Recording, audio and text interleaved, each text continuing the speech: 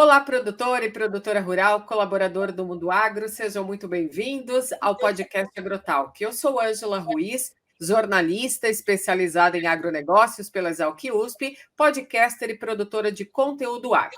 O tema de hoje é análise sobre os impactos dos micro-organismos em recursos genéticos animais, associados também aos impactos das mudanças do clima. Esses efeitos das mudanças climáticas em todo o mundo têm desafiado não só o produtor rural que está no campo, mas toda a comunidade científica no Brasil e fora dela, na busca por alternativas seguras e sustentáveis aos sistemas agroalimentares. A Organização das Nações Unidas para a Alimentação e Agricultura, conhecida como FAO, incluiu pela primeira vez a temática dos micro-organismos para análise de recursos genéticos animais nesta pauta.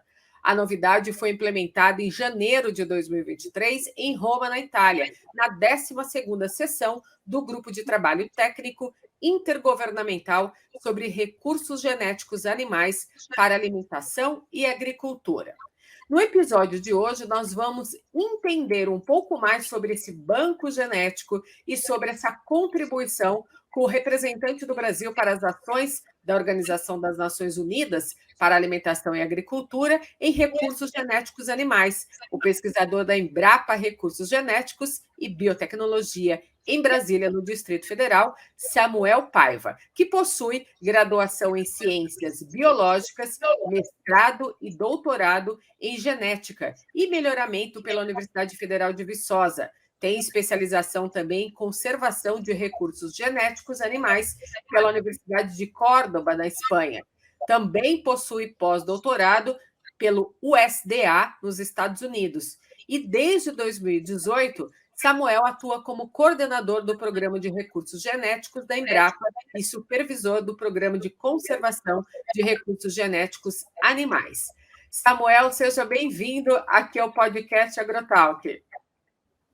Oi, Ângela, tudo bem? Muito obrigado pelo convite, muito honrado, e eu espero que a gente troque agora nos próximos minutos uma excelente conversa e para tirar as dúvidas de todos os ouvintes de vocês e trazer mais questões também. Muito obrigado. Samuel, vamos esquentar então esse nosso bate-papo aqui no podcast Agrotalk, porque eu queria que você comentasse um pouco, porque vocês pesquisadores, né, receberam essa notícia, considerando aí todas essas discussões que já existem sobre mudanças do clima, e essa importância dessa temática incluída agora recentemente pela FAO é um feito muito bacana para vocês pesquisadores. Você acha que a gente pode considerar, então, isso um passo a mais hoje para a ciência, para entender e buscar melhores alternativas nessa questão de fisiologia animal, nesse banco de genética, e, consequentemente, isso, é claro, vai trazer uma melhoria para a cadeia da produção de alimentos? Sim, claro, são vários pontos interessantes que você colocou e realmente essa notícia veio em boa hora para nós, porque, como você mencionou, a FAO, que é esse braço da ONU, né, para alimentação e agricultura, ela trabalha em várias áreas, né, em vários aspectos dessa cadeia, né? Então, você tem a parte de agronomia, pecuária, a parte de florestais, a parte de aquáticos, então... E dentro dessas partes tem a parte também de recursos genéticos, que é a Comissão de Recursos Genéticos da FAO que organiza isso, né?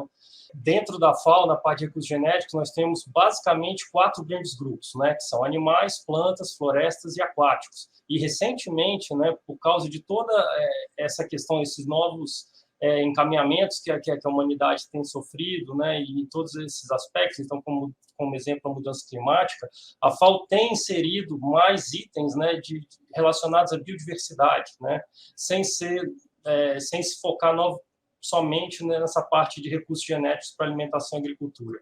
E com isso vem toda essa parte de micro-organismos. Então, recentemente, nos últimos 4, 5 anos, a FAO tem colocado essa temática de micro-organismos para discussão nesses fóruns internacionais, só que, por causa da complexidade, ela tem feito por etapas, né? Então, ela tem feito nessa parte micro-organismos e invertebrados, né, que é outro mundo, né, os insetos e tudo que tem desenvolvido. Então, ela tem colocado aos poucos. Então, ela começou com polinizadores, há alguns anos atrás, agora vem também com micro-organismos relacionados ao controle biológico, e esse ano ela veio com essa parte de micro-organismos relacionados ao rumen, né, dos ruminantes, né, dos nossos bovinos, caprinos e ovinos, né? Então, vem essa temática para a gente começar a discutir no nível mais global entre os países participantes, e isso é bem interessante, porque, pelo menos na parte animal, né, são micro-organismos que estão associados muito intimamente ao principal, um dos principais produtos da nossa cadeia, né, dentro do agronegócio nacional. Sim, e uma curiosidade, né? Porque muita gente não deve ter essa noção, mas essa questão do recurso genético, ele está associado, né, nessa produção de alimentos que existe hoje no mundo todo, e especialmente agora voltados os olhos muito aqui para o Brasil na questão da produção de alimentos, né, Samuel? Perfeito. Realmente, os recursos genéticos é uma definição bem simples, é qualquer organismo vivo que a gente usa em prol da nossa espécie para se manter, né? Então, é um termo meio complicado, mas quando a gente para ver, os recursos genéticos estão em todas as nossas alimentações. No café da manhã, e no almoço e na janta, nós estamos se alimentando de recursos genéticos. E assim como a gente tem, como é claro, a gente falar de conservação, a gente sempre leva em mente a conservação da nossa biodiversidade, né? O mico-leão dourado, a baleia. Então, você tem esses programas de conservação dessas espécies. Só que, às vezes, as pessoas não param para pensar que essa conservação também acontece com a nossa comida.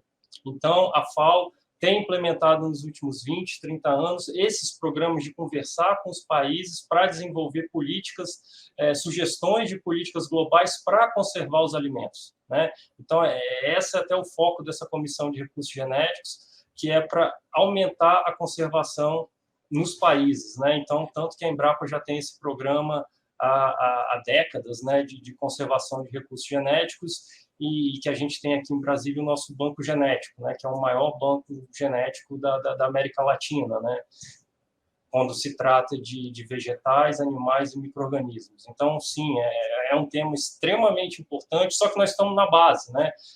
Os programas de conservação, eles que alimentam os programas de melhoramento, eles que programam o uso e tudo isso que a gente vê, né? Esse impacto que o Brasil tem, essa pujança que ele tem hoje no agronegócio, isso começou na base, começou com os pesquisadores pegando esses materiais, melhorando eles, desenvolvendo variedades, desenvolvendo linhagens, né, e colocando elas no campo para testar com maior produtividade. Só um exemplo assim básico do que você falou sobre a conservação e está ligado à produção de alimentos. Eu lembrei aqui agora dessa conservação na questão das abelhas, né? Como é tão importante também as abelhas para esse recurso genético e essa produção toda de alimentos, na verdade? Sim, sim. As abelhas são, hoje, internacionalmente, o impacto que elas têm na polinização de várias culturas é incrível, e o Brasil tem um diferencial gigante em relação ao resto do mundo, porque a gente, praticamente o mundo inteiro, trabalha com as abelhas apis, né, que são aquelas abelhas com ferrão. Mas a gente não. Aqui no Brasil nós temos abelhas sem ferrão, né, que são os meliponídeos e correlatos, e que são abelhas menorzinhas, né, e que tem um impacto, né, ecossistêmico gigante, né? Então, a Embrapa já vem nos últimos 5 anos, a gente já incorporou as abelhas no nosso programa de conservação. Então, a gente tem várias unidades da Embrapa que têm estudado, pesado essa parte do impacto das abelhas e como valorar mais o produto delas, seja no mel ou seja na polinização. E com isso a gente espera também que no futuro a gente seja capaz até de criopreservar, né, o germoplasma, né, o sêmen dessas abelhas, para que a gente coloque no banco genético e tenha elas por décadas e décadas diante. Então, sim, as abelhas com certeza é um fator, são espécies extremamente importantes hoje do agronegócio, e isso está aumentando, né? Você vê vários produtores hoje no Brasil já levando elas em consideração em seu sistema de produção para diversificação. Exatamente. E, Samuel, a partir de agora, qual que será o papel de vocês, pesquisadores, e também da Embrapa, nesse processo do trabalho técnico? Ótimo. Então, especificamente nessa parte, então, uma vez que tem essas reuniões são bianuais, né? E a gente, como ponto focal nacional, nós somos como os animadores, né? A gente coleta as informações que foram discutidas lá e tenta, filtra elas, porque nem todas são possíveis de serem implementadas no nosso país. Nós temos um país com dimensões continentais e muitas vezes as discussões, às vezes você discute com países que são muito menores, né? Então a realidade deles é completamente diferente da nossa. Então tem coisas que não tem como a gente implementar aqui, mas o que a gente filtra, o que a gente acha que dá para implementar, a gente traz para o país e começa a fazer uma rede, né, de contatos, não só dentro da Embrapa, mas com universidades, outros institutos de pesquisa, para disseminar essa informação e coletar também impressões dos pesquisadores, dos professores sobre esse assunto, para ver se... porque também eu não sou técnico, eu não sou especialista de todas as áreas que são discutidas, né? Então, mas quando a gente volta, a gente consulta os especialistas, os técnicos, para ver se faz sentido o que está sendo discutido e como que isso vai impactar o Brasil, ou vai ajudar o Brasil, ou vai trazer algum problema para o Brasil. Então, nós temos um pouco dessa função de distribuir a informação e captar depois essa informação e levar de volta para a FAO em termos de contribuições do país, né? Então, nós ficamos nesse meio termo, né, fazendo essa articulação entre várias pessoas, várias instituições. Então, é um pouco disso. E aí, para os mais diversos temas que nem foram discutidos, né, nessa reunião, foram só a parte animal, né? Nós vamos ter agora, nesse mês, no final do mês, a reunião para aquáticos, em março para florestais e em abril para vegetais, né? Então, e cada um desses, a Embrapa tem um especialista que nós estamos tentando viabilizar a ida deles para participação, para também fazer a mesma coisa que eu fiz para animais, fazer para esses outros setores. Bastante trabalho, então, ao longo desse ano, né? Você poderia destacar para a gente, assim, alguns pontos que você considera importante que vão ser trabalhados em 2023?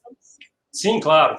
Assim, na parte animal, acho que os 3 pontos, talvez, que seria interessante destacar seria...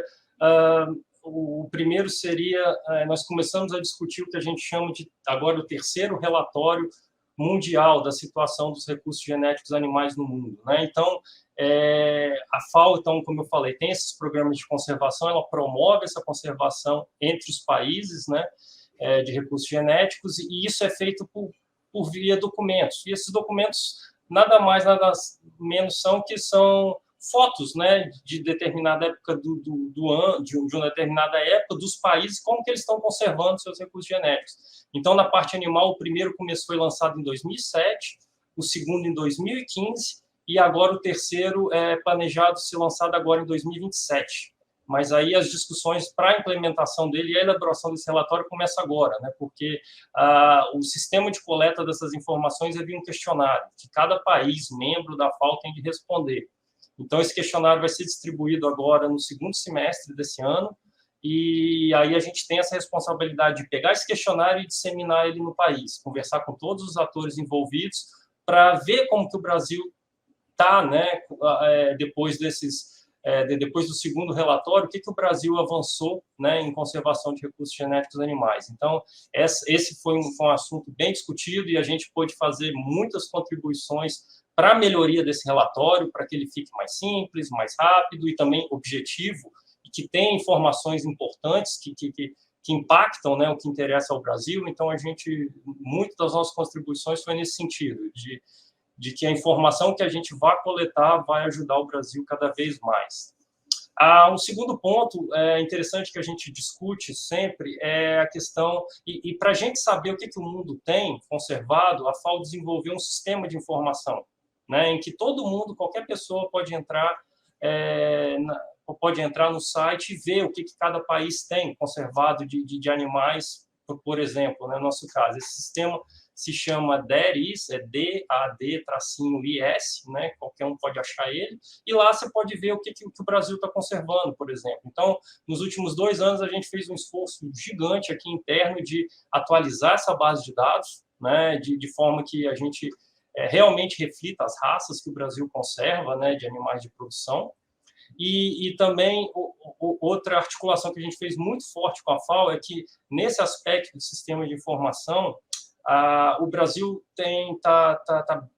ele faz uma ação que eu vejo extremamente inovadora e que pouca gente sabe. Hoje a gente tem um sistema de informação de recursos genéticos animais em parceria com Canadá e Estados Unidos. Então, nós 3 temos o mesmo sistema de informação que foi desenvolvido em conjunto, que os 3 países usam o mesmo sistema. Então, hoje, quando você entra tanto nos Estados Unidos como no Canadá ou como no Brasil, você tem acesso a tudo que esses 3 países conservam nessa mesma plataforma, né? Então, essa é uma ferramenta que tem ajudado a gente bastante a documentar, né, e colocar informações sobre os nossos recursos genéticos, né, que a gente conserva tanto aqui no banco genético, né, que a gente chama de germoplasma, o sêmen, o embrião desses animais, bem como os animais vivos, né, que estão espalhados em algumas instituições públicas e na Embrapa, né, dessas raças locais, essas raças que nós temos interesse na conservação.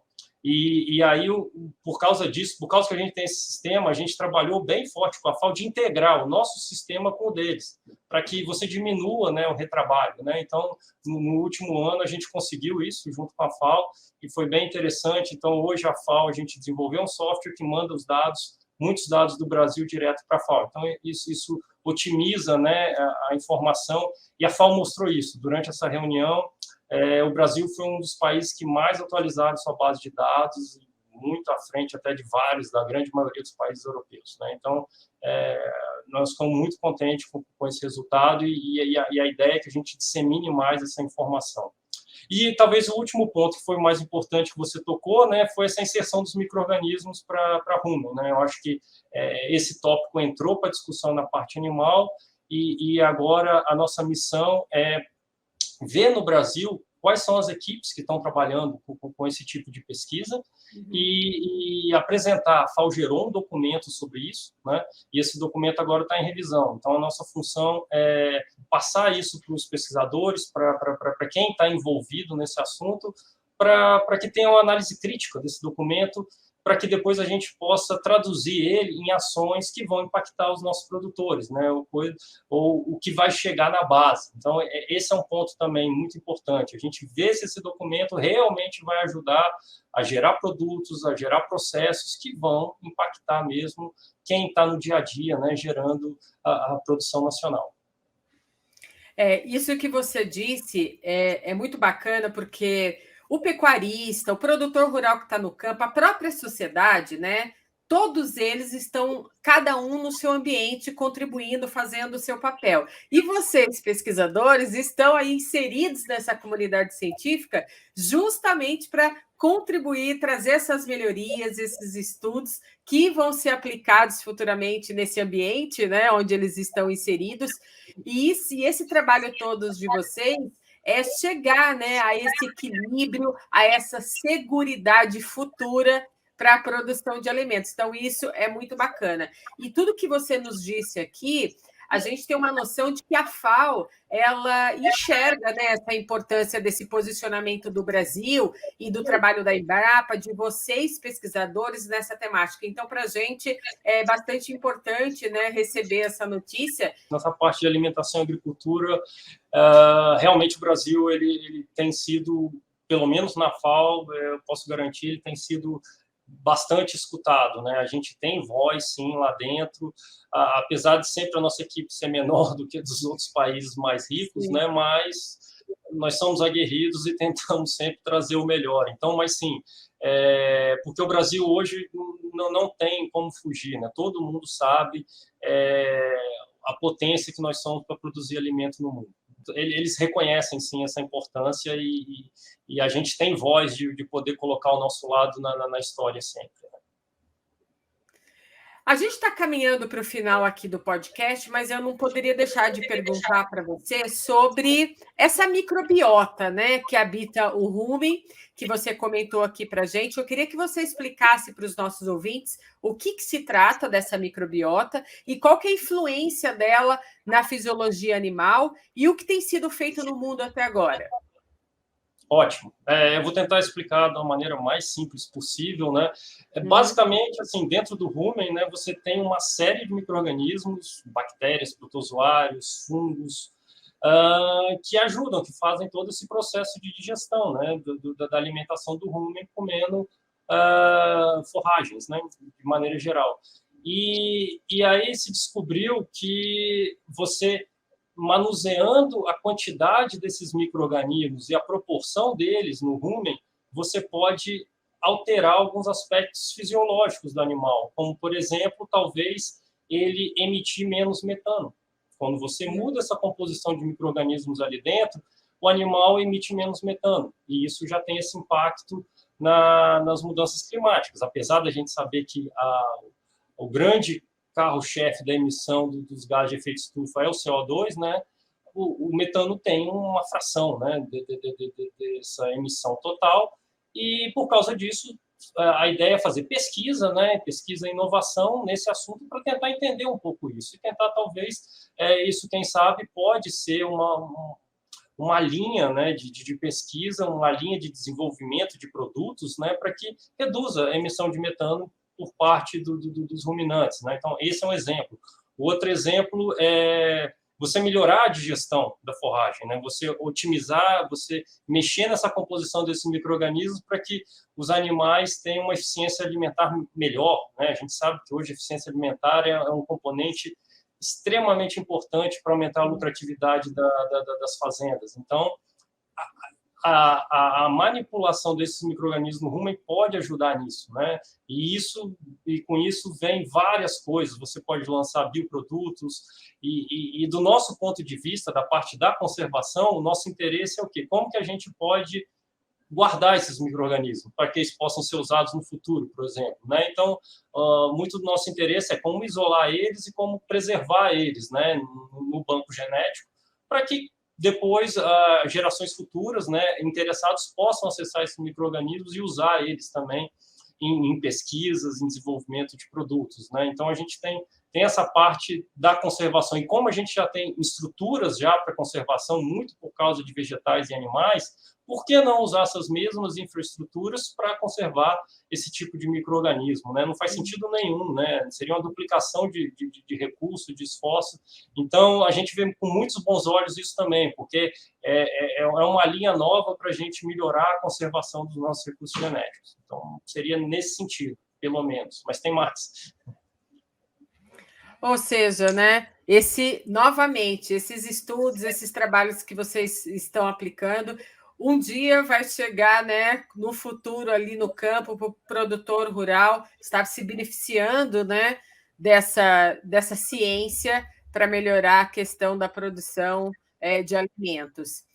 E eu queria saber, Samuel, como que as demais instituições mundiais, né, fora a FAO, podem colaborar com essa agenda de trabalho e essa inserção de dados? De maneira geral, essas reuniões da FAO, elas têm os países membros, né? Então, você tem os países, mandam seus membros e você tem os titulares. E além disso, a FAO convida, né, para essas reuniões também ONGs, convida as outras instituições da sociedade civil também para acompanhar essas reuniões. Então, acaba tendo uma disseminação da informação de maneira bem grande. E aí, essas reuniões, como que a gente opera para talvez aumentar o número de pessoas, né? Depende muito dos pontos focais que estão nos países, né? Eles são a chave um pouco para isso, né? Em que eles tentam sensibilizar vários atores das cadeias, né? Para cooperarem e para se auxiliarem. E só para te dar um exemplo prático legal nisso, só esse fato, quando a FAO começou a organizar os recursos genéticos, né, e essa conservação, várias instituições fora não dependiam da FAO, começaram a se organizar em relação à conservação de recursos genéticos. Então, hoje, a gente tem várias colaborações, por exemplo, com os bancos genéticos da Holanda, dos Estados Unidos, do Canadá, da França, da África do Sul, tudo por causa dessa rede que vai sendo formada, né?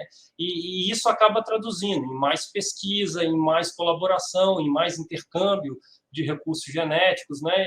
E isso vai sendo feito de uma maneira orgânica, né? Não é uma imposição.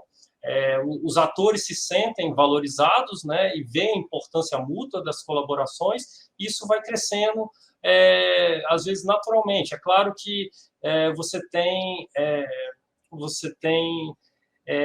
setores, como, por exemplo, aqui na América do Sul, para a parte animal, a gente tem uma relação excelente com todos os países da América do Sul. A gente, para todas as reuniões, a gente conversa antes, eu interajo com todos, praticamente com a grande maioria dos coordenadores nacionais da Argentina, Uruguai, Colômbia, Costa Rica, da América Latina. A gente tem uma conversa muito boa. Então, isso vai aumentando essa rede e cada um desses países tem seus atores também, né? E eles vão acrescentando esses atores e vai sendo uma experiência muito rica, e que no final quem ganha eu acho que é a sociedade, né? Porque o dinheiro dos pagadores de impostos está sendo investido para que a gente possa realmente otimizar esse sistema e possa trazer mais benefícios para o nosso país, a segurança alimentar do nosso país.